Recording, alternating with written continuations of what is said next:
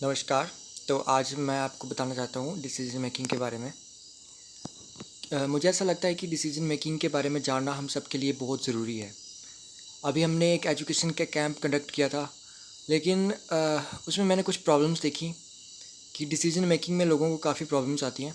तो मैं इस चीज़ के बारे में लोगों को बताना चाहता हूँ कि क्या क्या प्रॉब्लम्स वो फेस करते हैं एंड किस तरह से डिसीजन मेकिंग उनकी पर्सनैलिटी पे डिपेंड करती है, किस तरह से वो अपने आप को समझ कर एक अच्छा डिसीजन ले सकते हैं, और जो फैक्टर्स उनको डिसीजन लेने से रोक रहे हैं, किस तरह से वो उन फैक्टर्स को ओवरकम करके अपनी पर्सनैलिटी को सुधार सकते हैं और एक अच्छा डिसीजन लेके अपनी लाइफ को बेटर बना सकते हैं।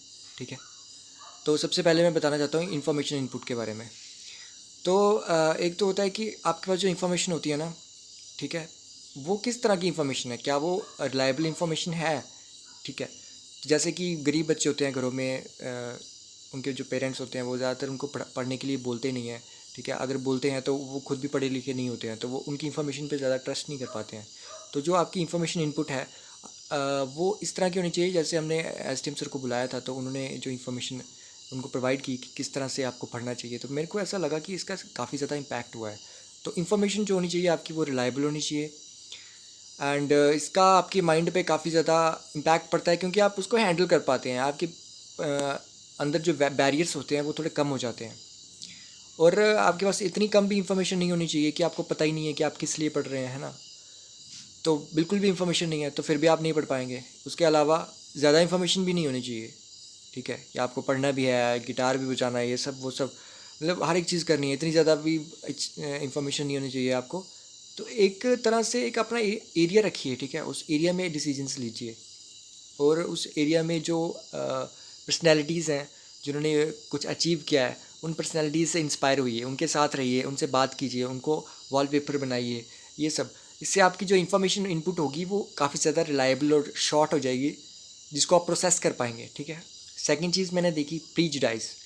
प्रीजुडाइज में क्या होता है, आपके दिमाग में पहले से ही कुछ ऐसी चीज़ें भरी हुई होती हैं जिसकी वजह से आप डिसीजन लेना तो चाहते हो लेकिन ले नहीं पाते हो। ठीक है। तो जैसे कि लोगों के दिमाग में, जो गरीब बच्चे होते हैं उनके दिमाग में ये चीज़ होती है कि हाँ, हमारे घर वाले तो दिहाड़ी लगाते हैं तो शायद हमें भी यही करना है आगे, है ना। तो मतलब कि अगर उनको कोई पढ़ने के लिए बोलेगा तो वो पढ़ नहीं पाएंगे, वो सिर्फ वही डिसीजन ले पाएंगे जो डिसीजन वो लेना चाहते हैं। ठीक है, जो वो एक्सेप्ट कर सकते हैं बेस्ड ऑन जो इन्फॉर्मेशन उनके पास अवेलेबल है। उसके उसे इन्फॉर्मेशन के बेसिस पे जो वो डिसीजन एक्सेप्ट करना चाहते हैं वो वही डिसीजन लेंगे, वही इन्फॉर्मेशन एक्सेप्ट करेंगे। ठीक है। तो ये क्या होते हैं, पहले से उनके दिमाग में भरी हुई चीज़ें होती हैं कि हाँ, तुम ऐसा नहीं कर सकते, तुम गरीब हो, तुम पढ़े लिखे नहीं हो, तुम ये हो वो, है ना। तो तुम्हारे अंदर कैपेबिलिटी नहीं है बेसिकली। तो ऐसा कुछ भी नहीं होता, सबके अंदर कैपेबिलिटी है, भगवान ने बनाई हुई है। तो ये जो प्रीजुडाइज है जो आपके दिमाग में भरा हुआ है अपने को लेकर, वो ख़त्म कर दीजिए और अपने ऊपर यकीन करना सीखिए। ठीक है, अपने एटीट्यूड को बनाइए। गरीब वाला एटीट्यूड क्यों रखना है यार, थोड़ा अच्छा एटीट्यूड बनाइए ना, कुछ पाने का एटीट्यूड बनाइए, और अपॉर्चुनिटीज़ को पकड़ने का एटीट्यूड बनाइए।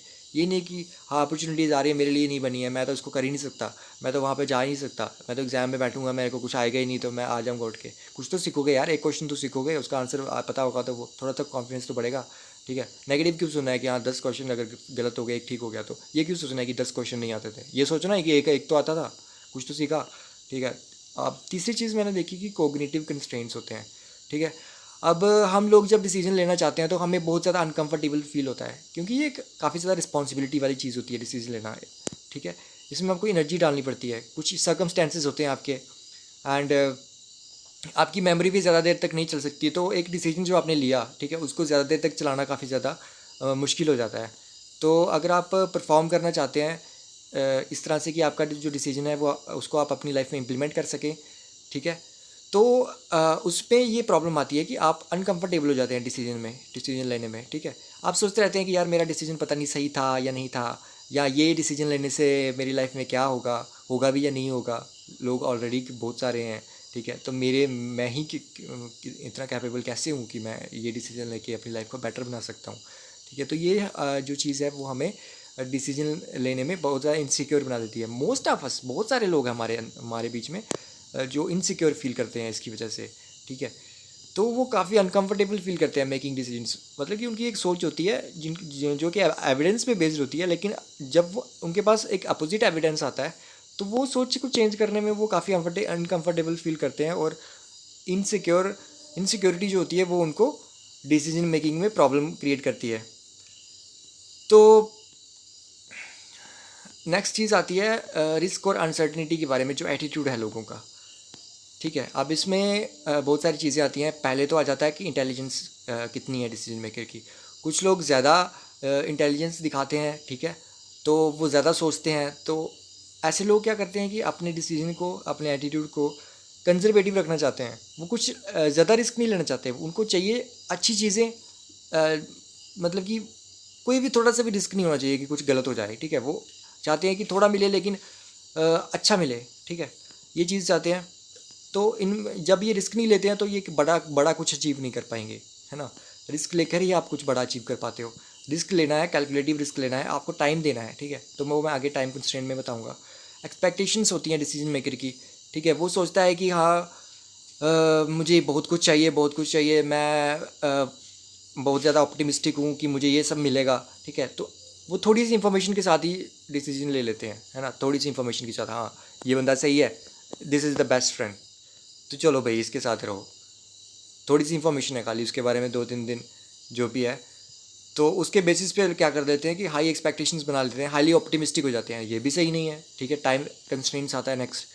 तो टाइम कंस्ट्रेंट में क्या होता है कि देखो, एक कोई सी भी डिसीजन के लिए आपको टाइम चाहिए। आपको हर एक चीज़ को, इन्फॉर्मेशन को एक्सेप्ट करना है। ठीक है, तो एट ए टाइम आपको 3-4 ही इन्फॉर्मेशन प्रोसेस करनी है। उसके बेसिस पे आपको एक डिसीजन लेके अपनी पर्सनैलिटी में वो चीज़ ग्रैस्प करनी है। ठीक है, उसके बाद फिर उस डिसीजन से, उस अपनी नई स्किल के साथ आपको और ज़्यादा बेटर डिसीजंस लेने हैं। तो टाइम चाहिए आपको। ठीक है, तो टाइम मिलता है धीरे धीरे, है ना। धीरे धीरे सब कुछ होता है। आप धीरे धीरे इन्फॉर्मेशन को गैदर करते हो। ठीक है, उसकी कॉस्ट आपको पता चलती है, फिर आप उस इन्फॉर्मेशन को इवैल्यूएट कर सकते हो। तो उसके बाद पर्सनल हैबिट्स आती हैं। अब देखो, जैसे हिटलर था, हिटलर को पता था जब उसने डिसीजन लिया था ना कि वो रशिया पे अटैक करेगा, उसको पता था कि ये डिसीजन गलत है, पता चल गया उसको डिसीजन लेने के बाद। लेकिन उसकी आदत ऐसी थी कि हाँ, एक बार मैंने जो कमिटमेंट कर दी उसके बाद मैं तो अपने आप के भी नहीं सुनता। तो उसकी वजह से क्या हुआ कि हाँ, जो भी उसको बाद में सुसाइड करना पड़ा, तो ये सब उसी की पर्सनल हैबिट्स थी उसकी। तो पर्सनल हैबिट्स को सुधारो ना। ये क्यों सोचना है कि हाँ, जो मेरी, मैं तो ऐसा हूँ, मैं ये करता हूँ, मैं वो करता हूँ, मैं तो इसको चेंज कर ही नहीं सकता, ये तो मेरी हैबिट है ना। तो बदलो यार, अपनी हैबिट्स बदलो, है ना। तो थोड़ा अपनी कंफर्ट जोन से बाहर आओ, थोड़ी हैबिट्स बदलो अपनी, थोड़े इफेक्टिवनेस ढूंढो अपनी डिसीजंस में, और उस इफेक्टिवनेस के बेसिस पे अपनी लाइफ को बेटर बनाओ। तो उसके बाद आ जाता है सोशल और कल्चरल इन्फ्लुएंसेस। ठीक है, तो इसमें क्या होता है, इसमें आप जिस तरह की सोसाइटी में रहे हो, ठीक है, वो आपके अंदर एक सोच बन जाती है। वो सोच आपके डिसीजंस को इम्पैक्ट करती है ना। जैसे कि अगर आप बहुत ज़्यादा डिपेंडेंट रहे हो किसी अपनी फैमिली पे या अपनी फ्रेंड्स पे, बहुत ज़्यादा डिपेंडेंट रहे हो, आप खुद डिसीजंस नहीं ले पाए हो, तो फ्रेंड्स ने आपको बचाया है, आपके पेरेंट्स ने आपको बचाया है, उनके पीछे रहकर आप डिसीजन ले पा रहे हो। ठीक है, तो वो एक सोशल इन्फ्लुएंस है। आप कभी भी अपनी सोच को आगे नहीं बढ़ा पाओगे। आप कंफर्टेबल रहोगे दूसरों की शैडो में, आप कंफर्टेबल रहोगे, तो आपकी जो जजमेंट्स होंगी वो वही जजमेंट्स होंगी जो कि सोशल नॉर्म है। ठीक है, सोशली जो एक्सेप्टेबल जजमेंट्स हैं वही आपकी जजमेंट्स होंगी। हालांकि वो गलत भी हो सकती हैं, तो वही आपकी जजमेंट में, जिसको वो बोलते हैं भेड़ चाल। तो ये सब। एंड फाइनली मैं आपको बताना चाहता हूँ कि क्या क्या एरर्स हैं डिसीजन मेकिंग में जो हम यूजुअली कमिट करते हैं। पहले तो इंडिसिजिवनेस होती है। इसमें क्या होता है कि आप कोई काम करने के लिए सोचते हो, लेकिन वो काम आप कर नहीं पाते हो। ठीक है, क्योंकि आपकी पर्सनैलिटी के अंदर कोई प्रॉब्लम है। ठीक है, आप पर्सनैलिटी आपकी ऐसी बन चुकी है कि आप काम कर ही नहीं सकते, आप हर चीज़ को टालते हो, हर चीज़ को टालते हो, है ना। तो आप डिसीजन नहीं लेना चाहते, ले ही नहीं पा रहे हो। बड़े लंबे समय से आप सोच रहे हो ये काम करना है, ये काम करना है, वो नहीं हो रहा। क्यों नहीं हो रहा? क्योंकि आपकी पर्सनैलिटी वैसी बन चुकी है। ठीक है, आपने अपने आसपास एक फेंस क्रिएट कर लिया, दीवार क्रिएट कर लिया, और उस दीवार को पार करने के लिए आपकी हिम्मत नहीं है। ठीक है, उस दीवार को तोड़ने की आपकी हिम्मत नहीं है। आप उसी दीवार के अंदर खुश हो, पंखा लगाए आराम से बैठे हो अपने कमरे में, इंजॉय कर रहे हो। तो यही आपकी डिसीजन है। आप बाहर लेके कोई रिस्क नहीं लेना चाहते आप। ठीक है, कोई एंडेवर नहीं करना चाहते, जिसकी वजह से जो बेनिफिट्स हैं उसके साथ एसोसिएटेड वो भी आपको नहीं मिल पाएंगे। दूसरी चीज़ आती है कि पोस्टपोन कर देते हैं कुछ लोग डिसीजन को लास्ट मोमेंट में। ये चिल्ड्रन के केस में मैंने काफ़ी ज़्यादा देखी है। जो स्टूडेंट्स होते हैं वो पढ़ते नहीं है। ठीक है, लास्ट मोमेंट में बोलते हैं कि हमें लास्ट मोमेंट में पढ़ना है, जब एग्ज़ाम आएंगे फिर पढ़ेंगे। पूरे 365 के 365 दिन खराब बर्बाद कर देते हैं खेलने में, कूदने में, गेम खेलने में। लास्ट मोमेंट में क्या होता है कि जब एग्ज़ाम आ जाते हैं तो हाँ, किताब लेके बैठ जाते हैं, लास्ट हफ्ता एक पढ़ लिया, एंड फाइनली उनके जो जब रिजल्ट आते हैं तो वो इतने अच्छे रिजल्ट नहीं होते, फिर वो सोचते हैं कि यार हम टॉपर क्यों नहीं बन रहे हैं, ये कैसे टॉप कर गए। तो यही चीज़ है कि उनको पता है भाई कि पोस्टपोन नहीं करना डिसीजन को, आज का काम आज करो।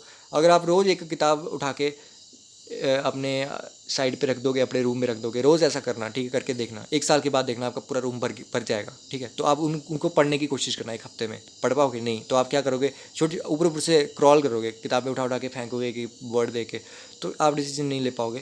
तो इसलिए अभी डिसीजन लेना ज़रूरी है, ठीक है, सही टाइम पे डिसीजन लेना ज़रूरी है। हर एक दिन थोड़ा थोड़ा करके डिसीजन लेना ज़रूरी है, एक साथ नहीं, ठीक है, एक साथ नहीं, थोड़ा थोड़ा करके डिसीजन लेना ज़रूरी है। एक साथ आप पूरा खाना नहीं खा सकते, आपको रोज़ 3 टाइम खाना खाना पड़ेगा, ठीक है। तो मेरा कहने का मतलब है कि अपने डिसीजन को लास्ट मोमेंट पे मत डालो, अभी डिसीजन लो, जो करना है अभी से स्टार्ट करो, ठीक है, कल नहीं, परसों नहीं, अभी अभी, जस्ट नाउ, ये इस मोमेंट पे, हाँ अभी कर दो स्टार्ट। फेलियर टू आइसोलेट क्या नहीं कर सकते स्टार्ट, तो भाई वो फिर आपकी प्रीजुडाइस होगी ना, आपकी पर्सनैलिटी ऐसी बन चुकी है कि आपको यकीन ही नहीं हो रहा कि आप अभी स्टार्ट कर सकते हो। तो जैसे कि मैंने अभी बता दिया लास्ट पहले ही, तो दोबारा देखना वीडियो को, आपको समझ आ जाएगी मैं क्या कह रहा हूँ। अब क्या है कि रूट कॉज जो प्रॉब्लम की होती है वो आइसोलेट नहीं कर पाते लोग। अब रूट कॉज कैसे निकालनी है, देखो आप कुछ कर नहीं पा रहे हो, है ना, तो आपको लगता है कि कोई प्रॉब्लम है, आपके पास पैसा नहीं है ना, ये प्रॉब्लम है। ये प्रॉब्लम नहीं है, प्रॉब्लम क्या है, प्रॉब्लम है कि आपकी पर्सनैलिटी के अंदर प्रॉब्लम है, ठीक है। आपको यकीन ही नहीं हो रहा है कि आप कुछ कर सकते हो, आप एफर्ट ही नहीं डाल रहे हो। आप चाहते हो कि हाँ परफेक्ट हो जाए सारी चीज़ें, फिर एक साथ एफर्ट डालूंगा, नहीं, आप एक छोटा सा एफर्ट डालो, है ना, फिर वो धीरे धीरे करके एफर्ट्स बढ़ेंगे, ठीक है। तो रूट कॉज क्या है, आपकी पर्सनैलिटी के अंदर अपने आप पे बिलीफ नहीं है। तो हमेशा प्रॉब्लम को का रूट कॉज ढूंढो, ठीक है। जैसे फॉर एग्जांपल हमारी किसी के साथ फाइट हो जाती है ना, तो हम सोचते हैं कि हाँ ये फाइट हुई है, इसकी वजह से ये प्रॉब्लम्स हो रही हैं, नहीं, वो फाइट किस वजह से हुई, कि रूट कॉज क्या है, क्या रीज़न है जिसकी वजह से वो फाइट हुई, है ना, कुछ एटीट्यूड्स डिफरेंस, इंडिविजुअल डिफरेंसेस आ गए थे, तो इस तरह से। तो ये सब रूट कॉज ढूंढना काफ़ी इंपॉर्टेंट हो जाता है, तो तभी आपको सक्सेस मिल सकती है अपने डिसीजन में, ठीक है। जैसे कि अगर आपको सर दर्द हो रही है तो उसके लिए आप दवाई खा लो, ठीक है, लेकिन ज़रूरी नहीं है कि वो सर दर्द सिर्फ यूं ही हो रही है, ठीक है, उसके पीछे कोई रीज़न भी हो सकता है, आपको कोई अंदर डीप रूटेड इमोशनल प्रॉब्लम भी हो सकती है। जैसे कि आपको किसी चीज़ में कोई फेलियर मिला हो, वो चीज़ आपके दिमाग में घुसी हुई हो, उसको आप बाहर नहीं निकाल पा रहे हो, और बार बार वो आपको सर दर्द करती है, इमोशनली आपको अंदर ही अंदर खाती है। तो ये हेडेक जब होती है तो इसकी रूट कॉज ढूंढो ना, कि क्या क्या चीज़ें हैं आपके अंदर। बैठो, एक शांत होकर बैठो, आराम से सोचो कि आपके अंदर क्या क्या ऐसी चीज़ें हैं जो आपको परेशान कर रही हैं, ठीक है, क्या क्या चीज़ें आपने गलत की हैं, किस किस चीज़ का रिग्रेट है, उनको मेडिटेशन करो और अपने अंदर से बाहर निकाल दो उस रिग्रेट को, ठीक है। तो आपकी हेडेक सारी ठीक हो जाएंगी। मतलब ये कहने का है कि आप अपनी रूट प्रॉब्लम्स के रूट कॉजेज़ को ढूंढो। उसके बाद सेकंड नेक्स्ट चीज़ आती है जो हमारे पास, वो क्या है कि इंफॉर्मेशनल जो सोर्सेज होते हैं उसकी रिलायबिलिटी को असेस नहीं कर पाते हैं, ठीक है। जैसे कि कुछ लोग उनको आपको बोलेंगे कि नेगेटिव चीज़ें बोलेंगे कि हाँ तू नहीं कर सकता भाई, तू रहने दे, तेरे से नहीं होगा, ठीक है, ऐसे गुस्से अपना गुस्सा निकालते हैं, ठीक है, क्योंकि वो भी नहीं कर पाए तो वो आपको भी बोलेंगे तू भी नहीं कर पाएगा। उनको अपने ऊपर यकीन नहीं है तो आपके ऊपर फिर वो यकीन कैसे करेंगे, ठीक है। आप उनकी इन्फॉर्मेशन को सही मान लेते हो, वही इन्फॉर्मेशन सही मान के तो आप क्या करते हो कि अपनी लाइफ की डिसीजंस ले लेते हो। क्यों भाई, उस इन्फॉर्मेशन को क्यों सही मानना है, पहले चेक तो करो कि आप कर सकते हो कि नहीं कर सकते हो, ठीक है। वो आपको बोल रहा है कि आप कर नहीं सकते हो, एक गिलास पानी का लो, उसको पी के देखो, भाई आप पानी पी सकते हो, ठीक है। तो अगर आप पानी पी सकते हो तो आप कुछ भी कर सकते हो, ट्राई तो करके देखो, ठीक है। तो अपनी जो रिलायबिलिटी होनी चाहिए आपकी इन्फॉर्मेशन की, उन लोगों से पूछो जो लोग उस फील्ड में ऑलरेडी अचीव कर चुके हैं, ठीक है, जो आइडियल्स हैं आपके। तो इसलिए आइडियल्स होना बड़ा ज़रूरी हो जाता है। और आपको अपनी मॉरल ड्यूटी का पता होना चाहिए, ठीक है। मॉरल ड्यूटी ये है कि किस इंफॉर्मेशन पे ट्रस्ट करना है और किस पे नहीं, ठीक है, ये आपको गट फीलिंग बता देती है, तो ये चीज़ आपको पता होनी चाहिए। उसके बाद होता है कि इंफॉर्मेशन को जब आप एनालाइज करना चाहते हैं तो वो आपका मेथड सही नहीं हो सकता है ना। आपको इंफॉर्मेशन को आइडेंटिफाई करना है, उसके बाद आपको आइसोलेट करना है और यूज़फुल इंफॉर्मेशन निकालनी है जो जिसके ऊपर आप डिपेंड कर सकते हैं, ठीक है। तो ज़्यादा से ज़्यादा अगर आपके पास इंफॉर्मेशन होगी तो आप उसके लिए उसको अलग नहीं कर पाएंगे, ठीक है। तो आपको एक मॉडल चाहिए इंफॉर्मेशन को वो करने का, प्रोसेस करने का। तो टॉप डाउन अप्रोच हो सकती है, बॉटम अप अप्रोच हो सकती है। छोटी सी चीज़ से आप स्टडी आप शुरू कर सकते हो, आगे बढ़ सकते हो, ठीक है।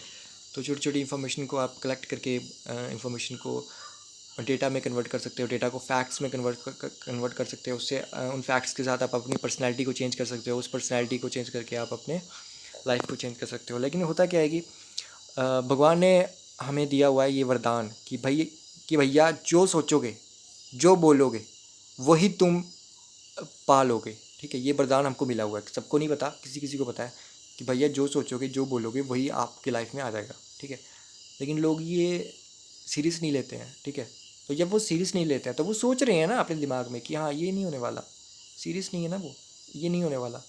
जब ये नहीं होने वाला तो ठीक है, ये नहीं होने वाला, भगवान ने दे दिया आशीर्वाद, हाँ भाई ये नहीं होने वाला, जब ठीक है नहीं हुआ, ख़त्म। तो अगर वो सोचेंगे कि हाँ हो सकता है, हो सकता है, हो सकता है, एफर्ट्स डालेंगे, तो भगवान ने आशीर्वाद दे दिया भाई, ठीक है, हो गया।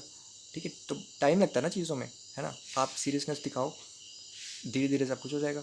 आप सोचो, सोचो तो सही, ठीक है, बोलो तो सही। तो भाई मैं एक चीज़ बता देना चाहिए, वार्निंग देना चाहता हूँ मैं, जो अपने मुंह से आप कुछ बोल रहे हो ना, सोच समझ के बोलो। ठीक है, जो भी आप बोल रहे हो ना, किसी को गाली दे रहे हो, किसी को गलत बोल रहे हो, वो गलत आपके ऊपर ही आ रहा है, वो आपके दिमाग में घुस रहा है वो। ठीक है, दिमाग में घुस रहा है, जैसे टेबल याद होते हैं ना आपको, 1 का, 2 का, 3 का, है ना, वो चीज़ें आपको याद हो रही हैं दिमाग में।